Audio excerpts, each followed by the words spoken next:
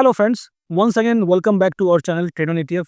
Friends, अभी तक channel को आपने सब्सक्राइब कर लिया है तो बहुत अच्छी बात है, और जिन्होंने नहीं किया है काइंडली चैनल को सब्सक्राइब कर दें ऐसे ही मज़ेदार टॉपिक को पाने के लिए हमारे चैनल पे। तो दोस्तों, आज की इस वीडियो में हम कंपैरिजन करने वाले हैं निफ्टी मिड कैप 150 साथ में निफ्टी स्मॉल कैप 250।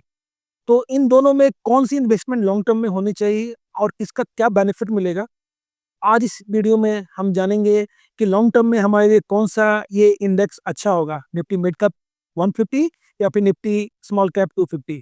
तो कितने सेक्टर्स आते हैं, क्या इन्होंने पास रिटर्न दिया है और क्या इसके फ्यूचर एस्पेक्ट हो सकते हैं हमारे रिटर्न के अकॉर्डिंग। तो ये हमारे पोर्टफोलियो को शूट करता है या नहीं करता है, इन सभी चीज़ों की जानकारी आज की इस वीडियो में आपको मिलने जा रही है। तो बने रहे वीडियो में दोस्तों, और चलते हैं आगे अपने टॉपिक की तरफ। तो फर्स्ट ऑफ ऑल फ्रेंड्स, अगर अभी तक आपने हमारा फ्री चैनल ज्वाइन नहीं किया है टेलीग्राम का, तो इसे जरूर ज्वाइन करें। इसका लिंक आपको वीडियो के डिस्क्रिप्शन बॉक्स में मिल जाएगा। मिलता क्या है यहाँ पे? तो यहाँ पे आपको मार्केट रिलेटेड लर्निंग मिल जाती है, साथ ही साथ मार्केट को कैसे ट्रेड करते हैं साइकोलॉजी मिलती है, लॉन्ग टर्म में कैसे पोर्टफोलियो को आप बनाओगे और किस तरह से मार्केट में एक प्रॉफिटेबल ट्रेडर की तरह बने रहना चाहिए, इन सभी चीज़ों की जानकारी मिलती है। साथ ही साथ कहीं पे भी मार्केट में अच्छी पोजीशन बन रही होती है, उसकी भी जानकारी मैं आपको दे दिया करता हूँ मार्केट आवर्स में। तो ज़रूर इसे ज्वाइन कर लें, काफ़ी प्रॉफिटेबल होगा आपके लिए ये। अगेन फ्रेंड्स, ये हमारा पेड और प्रीमियम टेलीग्राम चैनल है जो कि ईटीएफ स्विंग क्लब के नाम से आता है। वो इंथुजियास्टिक ट्रेडर जो मार्केट को काफ़ी इंटरेस्टिंग बनाना चाहते हैं अपने स्विंग के साथ, शॉर्ट स्विंग के साथ और लॉन्ग टर्म के साथ। तो ये 3 पोजीशन के साथ हम ट्रेड करना पसंद करते हैं, जिसपे एक शॉर्ट स्विंग में हम मार्केट में रेगुलर प्रॉफिट को कैसे निकालें, इसकी लर्निंग मिलती है आपको। साथ ही साथ स्विंग पे हम मोर देन 4%, 5%, 10%, 15%, जहाँ तक हम कैरी फॉरवर्ड कर पाएँ वहाँ तक इसको कैरी फॉरवर्ड करने की क्या लर्निंग होती है, इन सभी चीज़ों की लर्निंग मिलती है। और लॉन्ग टर्म में कैसे पोर्टफोलियो को बिल्ड करते हैं, इसकी भी लर्निंग आपको यहाँ पे मिल जाती है। तो यहाँ पे मेनली हमारा फोकस होता है मार्केट से रेगुलर प्रॉफिट निकालना, और इसकी लर्निंग मैं आपको अपने जो भी पोजीशंस होते हैं उसको शेयर करके देता हूँ। तो इसे जरूर ज्वाइन करें, एक छोटी-सी फीस है दोस्तों, इस फी को आप पे कर सकते हो। व्हाट्सएप के नंबर पे आप क्वेरी कर लो, तो वहाँ पे आपको फर्दर प्रोसेस की जानकारी मिल जाएगी। तो आगे बढ़ते हैं दोस्तों। तो फ्रेंड्स, फर्स्ट ऑफ ऑल हम निफ्टी मिड कैप के चार्ट पे हैं, जो कि 150 कंपनियों को कवर करते हैं हम इस पे, और इन 150 कंपनियों की ये एक इंडेक्स है। तो आप समझ सकते हो कि कितना ब्रॉड इंडेक्स है ये, और काफ़ी इंपॉर्टेंट इंडेक्स है। तो लॉन्ग टर्म में ये हमारे लिए बेहतरीन है या नहीं, इसकी जानकारी मैं आपको देना चाहूँगा। तो सबसे पहले इसकी जो लॉन्चिंग है वो 2016 की लॉन्चिंग है। ये इंडेक्स मार्केट में 2016 में लॉन्च हुआ था, और मैं एक टाइम पीरियड ले रहा हूँ। इस टाइम पीरियड पे क्या है कि उस समय से कह लो इंडिया काफ़ी अच्छे से ग्रोथ कर रहा है, जिसकी मिसाल आपको अभी के टाइम में फ़ील भी हो रहा होगा कि इंडिया की क्या ग्रोथ है।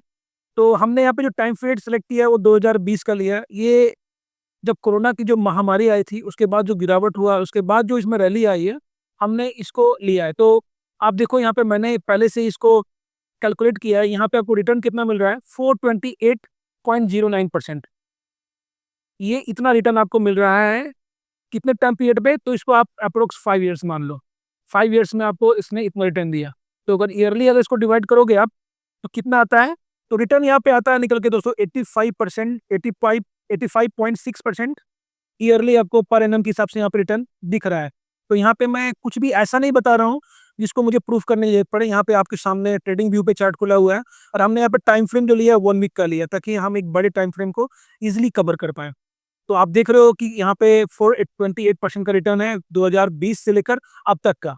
तो काफ़ी अच्छा रिटर्न है दोस्तों। ये रिटर्न देख के आपको काफ़ी अच्छा लगा होगा, और आपने मनी मन इसको लॉन्ग टर्म के लिए सेलेक्ट कर लिया होगा। तो चलिए आगे बढ़ते हैं, और अब चलते हैं निफ्टी स्मॉल कैप 250 के इंडेक्स चार्ट पे।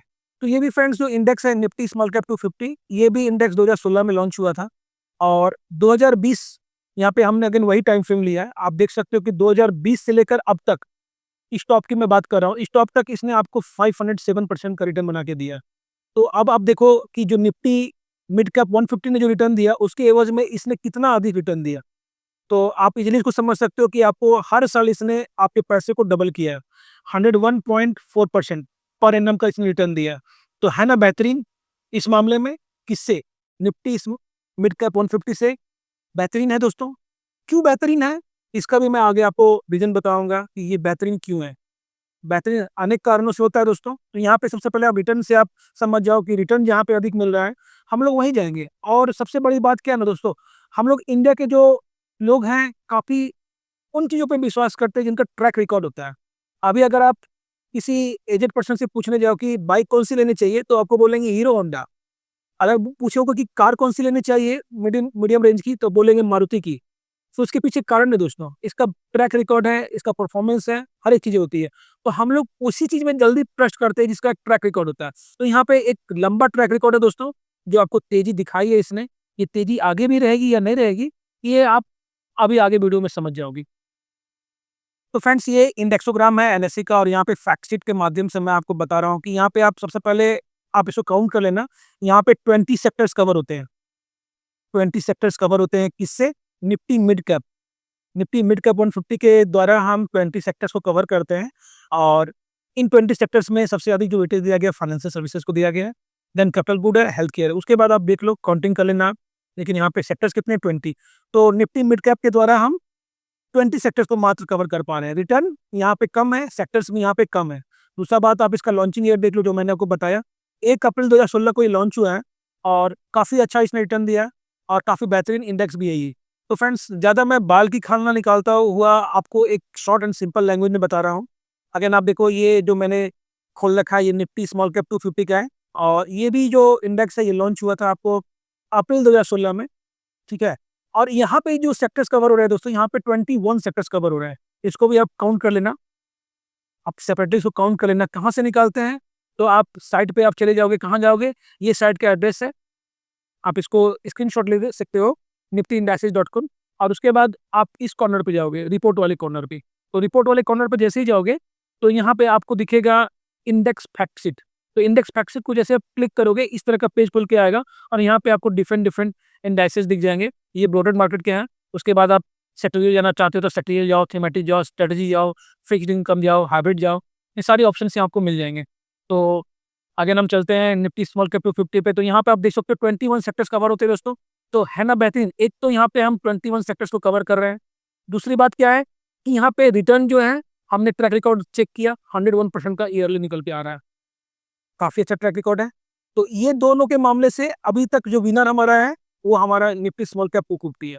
अब रही बात कवर किससे करते हैं, तो निफ्टी मिड कैप 150 को हम मिड कैप ETF से कवर करते हैं, और निफ्टी स्मॉल कैप 250 को हम HDFC SML 250 से कवर करते हैं। ये दो ETF है दोस्तों। मिड कैप ETF मेरा एसेट का है। HDFC SML 250 जैसा कि नाम से इंगित हो रहा है कि ये HDFC फंड हाउस की है। अब एक सिंपल सा रीजन बता रहा हूँ दोस्तों कि हमें निफ्टी स्मॉल कैप 250 के साथ क्यों जाना चाहिए। आपके मन में एक क्वेश्चन अभी और होगा, तो यहाँ पे दो तरीके से मैंने प्रूव कर दिया है क्यों जाना चाहिए। एक पहला रीजन होगा कि एक तो ये सेक्टर ज्यादा कवर कर रहा है, 21 सेक्टर, रिटर्न इसने ज्यादा दिया है 101% का। और एक तीसरा कारण, आप अब मेरे से समझो कि तीसरा कारण क्या है। जैसे मान लो कि यहाँ पे छोटे छोटे उद्योग है, ये छोटे छोटे उद्योग है। यहाँ मान लो आपने भी एक इंडस्ट्री खोली फुटवेयर की, आपके भाई ने खोली। मान लो अभी हमारे यहाँ सेमीकंडक्टर बन रहा है, उसकी उन्होंने एक इंडस्ट्री खोल ली, एक फैक्ट्री लगा लिया। और मिड कैप में क्या होती है, अब नाम से ही इंगित है यहाँ पे। निफ्टी स्मॉल कैप में क्या है, स्मॉल कंपनियां। ठीक है, स्मॉल कंपनियां। और निफ्टी मिड कैप में कौन सी है, मंझोली कंपनियां, जिसका आकार इससे थोड़ा बड़ा है।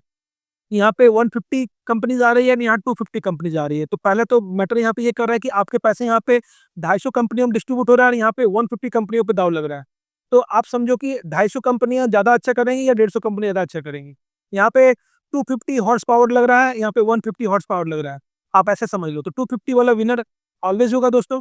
एक रीजन, सबसे बड़ा रीजन इसमें क्या है कि जो छोटे हैं, जैसे मान लो अभी आपने जो बीज रोपा है, मान लो आपने 100 बीज रोपा है, 100 बीज में हो सकता है 2 बीज सड़ जाए, बाकी आप 3 बीज एक बड़ा वृक्ष बने, पेड़ बने, एक बड़ा बड़ा पेड़ बन जाए जो सबको छांव दे। तो जो चीजें छोटी है दोस्तों, जो चीजें छोटी हैं उससे बड़े होने के चांसेस काफी अधिक है, उससे बड़े होने के चांसेस काफी अधिक है। तो निफ्टी 250 जो हमारा है स्मॉल कैप, जब उन कंपनियों में जब ग्रोथ होता है, तो वो कंपनियां निकल के कहाँ आ जाती है, सबसे पहले 150 में आती है। उसके बाद फिर आपको ये धीरे धीरे करते करते 100 में आती है। उसके बाद ये 50 में चले जाती है, नेक्स्ट 50 में। उसके बाद ये आपको 50 में शामिल हो जाती है, जो कि निफ्टी 50 में आता है। तो ये इसका जर्नी है दोस्तों, धीरे धीरे ये कंपनियां शिफ्ट होती है। तो आप समझो, जो कंपनियां बढ़ेंगी, चलेंगी, तब तो वो ऊपर जाएंगी ना। तो यहाँ पे सिंपल सा कॉन्सेप्ट है दोस्तों, छोटे चीजों के बढ़ने की संभावना ज्यादा होती है, अब बड़े चीजों की बढ़ने की संभावना काफी कम होती है। एक और एग्जाम्पल लेते हैं कंट्रीज की। तो अमेरिका यहाँ पे कंट्री है दोस्तों। तो अमेरिका, जैसा कि आप जानते हो, अमेरिका डेवलप कंट्री है, और इंडिया क्या है, अनडेवलप्ड कंट्री है, फिर कह लो एक डेवलपिंग कंट्री है। हमें डेवलप होना है, चांसेस इसके बहुत अधिक है कि हम यहाँ से डेवलप कर जाएँ। क्यों? क्योंकि हमारा जो ग्रोथ रेट है, जो हमारा जीडीपी है, काफ़ी अधिक है दोस्तों। अभी जो जीडीपी का अनुमान लगाया गया है, अप्रॉक्स 7% के आसपास लगाया गया है, उसको आप चेक कर लेना। लेकिन अमेरिका का जीडीपी आप चेक करोगे तो इसकी जीडीपी काफ़ी गिरी हुई है, ठीक है? तो अमेरिका देखो हमें बचपन से सिखाया गया, जो चीज़ें ऊपर चली गई है ना, एक लिमिट तक ऊपर जाएँगी, उसका एक एंड फेज़ आ जाएगा, वहाँ से वो डिग्रोथ ही करेंगी, उनकी परेशानियाँ शुरू हो जाएँगी।